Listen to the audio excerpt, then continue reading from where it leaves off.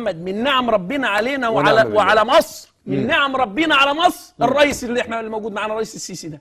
اقسم بالله لو الاخوان لسه بيتقلدوا المنصب ولسه موجودين في المنصب، اقسم بالله لكان 50% من الشعب المصري تشيع. يا نهار ابيض، انت تتهم الاخوان بالتشيع؟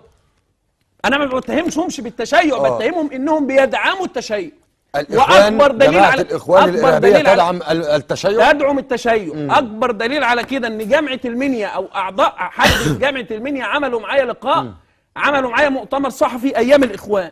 أقسم بالله العلي العظيم، أقسم بالله كمان مرة، أقسم بالله كمان مرة على الهوا، أقسم بالله كمان مرة إني أنا قلت لهم إن محمد مرسي مش هيكمل.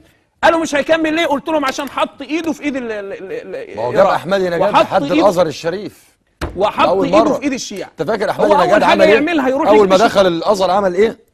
عمل علامة النصر في الازهر، ودي كانت انتكاسة لمصر.